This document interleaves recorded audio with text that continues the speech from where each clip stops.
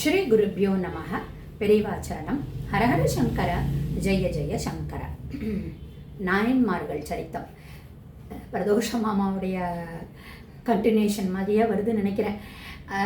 நாயன்மார்கள் சரித்தம் பார்த்துன்னு வந்துருந்தோம். அதில் இன்னைக்கு எடுத்துன்னு இருக்கிறது முருக நாயனார். முருகனுக்கும் ஒருத்திர பசுபதிக்கும் அடியேன் அப்படின்னு அவரை பற்றி சொல்லலாம். திருப்பூம்புகலூர் அப்படிங்கிற ஊரில் ஒரு சாதாரண குடிமகனா பிறந்தவர் தான் இந்த முருகநாயனார் அப்படிங்கிறவர். ஒரு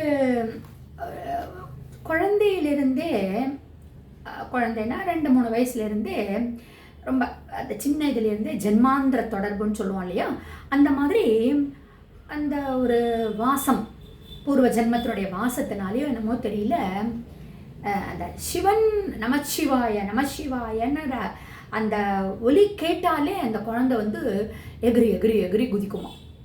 அந்த ஒரு வைப்ரேஷன் அந்த குழந்தைக்கு ரொம்ப ஸ்ட்ராங்காக தெரியுமா. இந்த ஒரு சூழ்நிலையிலேயே அந்த குழந்தை வளர்றது, அந்த அந்த மைண்ட் செட்டோடையே குழந்தை வளர்றது. என்ன அப்படின்னா,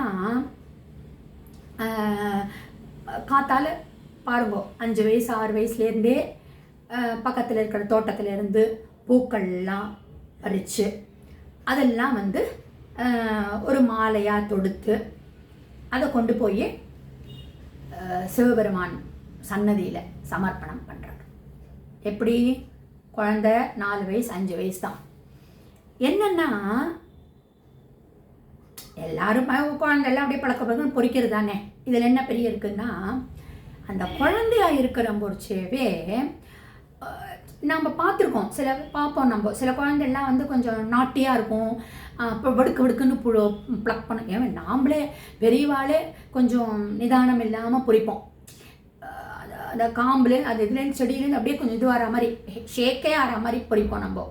ஆனால் இந்த குழந்தை அவ்வளவு பதுவிசா, அந்த செடிக்கும் உயிர் உண்டுன்னு சொல்கிறோம் இல்லையா, அந்த மாதிரி அவ்வளோ ஒரு பதுவிசா அந்த செடியிலிருந்து பூக்களை பொறிக்குமா, தோட்டத்திலிருந்து. அது என்ன அப்படின்னா, ஒரு ரசனையாக, ஒரு அழகோட, ஒரு அனுபவத்தோட பண்ணுமா. இப்படியே இந்த குழந்தை டே பை டே வளர வளர வளர இந்த பக்தி, இந்த மலர்களை பொறிச்சு தொடுத்து கொடுக்கணும், அந்த பக்தி இன்னும் தீவிரமாக தான் எடுத்து. அதுதானே 5இல் விளையாதது 50இல் விளையுமான்னு கேட்போம் இல்லையா. அந்த குழந்தை பருவத்தில் கற்றுண்ட அந்த ஹேபிட் அதுக்கு கொஞ்சம் வளர வளர இன்னும் கொஞ்சம் ரசனையோட, என்ன பெரிய ரசனை இருக்க போகிறது, இதில் போய் என்ன ரசனை இருக்க போகிறது அப்படின்னா, அதுக்கு தான் அந்த அந்த புத்தகத்தில் எழுதுகிற போச்ச சுந்தரமூர்த்தி நாயனார் அவ்வளோ மென்ஷன் பண்ணுறார். இந்த தொடுக்கிறதுல கூட ஒரு ரசனை இருக்குது அப்படின்பா. இப்போது நம்ம விஐபிக்கெலாம் நம்ம மாலையெல்லாம் போடுவோம். ஸோ இந்த மாதிரி கதா காலக்ஷேபம் பண்ணுற போச்செல்லாம் மாலைகள்லாம் போடுவாள். நீங்கள் பார்த்தேன்னா அந்த மாலையை உடனே கழட்ட மாட்டா உபன்யாசம் பண்ணுறவா. கொஞ்சம், ஏன்னா போட்டவாளுக்கு ஒரு மரியாதை நம்ம கொடுக்கணும் இல்லையா, அதனால். ஆனால் அது என்ன ஆகும் அப்படின்னா, இந்த மாலையில் கொஞ்சம் காம்பெல்லாம் இருந்ததுன்னு வச்சுக்கோங்களேன், குத்தும் உறுத்தும் இல்லையா. அப்படியே அட்ஜஸ்ட் பண்ணிக்கிறோம், பண்ணுவோம், எல்லாம் செய்வோம். பட் அது கொஞ்சம் உறுத்த தான் செய்யும். எந்த மாலை போட்டாலும் சரி. லோட்டஸ் மாலை போட்டால் வேணால் கொஞ்சம் உறுத்தாமல் இருக்குமோ என்னமோ தெரியல, ரோஜா பூ பட்ஸ்லேருந்து போட்டால் உறுத்தமோ என்னமோ தெரியல, அது கூட அந்த நூலோ நாரோ ஏதாவது உறுத்துற மாதிரி இருக்கும். ஆனால் இந்த முருகநாயனார் என்ன பண்ணுவாராம், எப்படி ஒரு மனிதனுக்கு ஒன்றுமே ஆகக்கூடாது, உறுத்தல் இருக்கக்கூடாதுன்னு நினைக்கிறாரோ, அதே மாதிரி சிவபெருமானுக்கும் அதை சாத்திரம் பொறிச்சு உறுத்தல் இருக்கக்கூடாது அப்படின்னு சொல்லிட்டுன்னு அந்த மலர்களில் இந்த காம்பெல்லாம் க்ளீனாக கட் பண்ணி அதை எப்படி தொடுக்கணுமோ அப்படி வெறும் அப்படியே என்ன சொல்கிறது, ரோபோ மாதிரி பண்ணாமல் சிவபஞ்சாட்சரத்தை சொல்லிண்டே தொடுத்துண்டு, ஒவ்வொரு பூக்கும் ஒரு அழகு இருக்குது இல்லையா. அந்த கலராக இருக்கட்டும், அந்த வாசனையாக இருக்கட்டும், அதனுடைய தன்மைக்கு ஏற்றா போல். அதுதான் சொல்லுவாள், நம்ம காக்காய்க்கு சாதம் வைக்கிறோன்னா சுட சுட சுட சாதத்தை கொண்டு போய் வைக்கக்கூடாதும்பா. மனுஷனுக்கு சுட சுட சாதத்தை வச்சா சாப்பிட முடியுமா, அதுவும் ஒரு ஜீவ பிராணிகள் தானே. ஸோ அந்த சுட சுட வைக்கக்கூடாதும்பா. ஸோ அந்த மாதிரி அந்த சுவாமிக்கு போட்டால் அது உறுத்துமே ஆண்டாள் என்ன பண்ணினா? ஏன் சூடி கொடுத்த ஆண்டாள்னு வந்தது?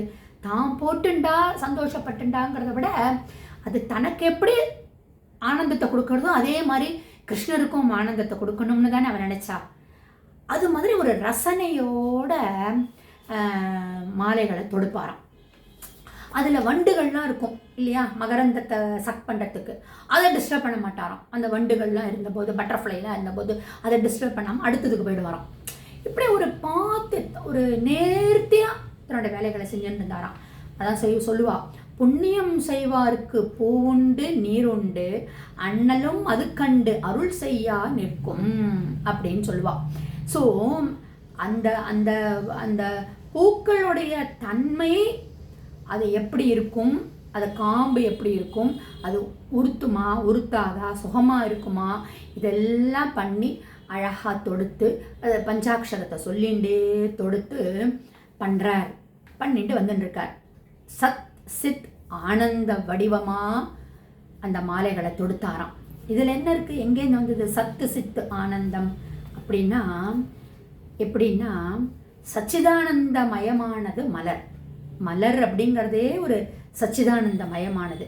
அதுலேயும் அந்த ஸ்பெஷலாக அந்த கலர்ஸ், அந்த மலர்களுடைய நிறம் ஒரு சச்சிதானந்தமயமானது. ஸோ சத் அதனுடைய வடிவு, அதனுடைய நிறம் வந்து சத், வடிவு வந்து அந்த அப்பியரன்ஸ், அந்த ஷேப் வந்து சித், அதனுடைய மனம் அந்த ஸ்மெல் அது ஆனந்தம். அதுதான் சத் சித் ஆனந்தத்தை கொடுக்கக்கூடியது. பூக்கள் தொடுக்கிறதுலேயும் ஒரு சூக்ஷமம் இருக்கு. மலர்களுடைய சச்சிதானந்தமயமான மலர்களுடைய நிறம் வந்து சத்தாகவும் வடிவு சித்தாகவும் அதனுடைய மனம் ஆனந்தத்தை கொடுக்கறதாகவும் இருக்கிறதுனால தான் அது சத் சித் ஆனந்தத்தை கொடுக்கிறது. இப்படிப்பட்ட ஒரு கைங்கரியம் பண்ணிட்டு இருந்தார் முருகநாயனார். மீதிய அடுத்த வாரத்தில் பார்க்கலாம்.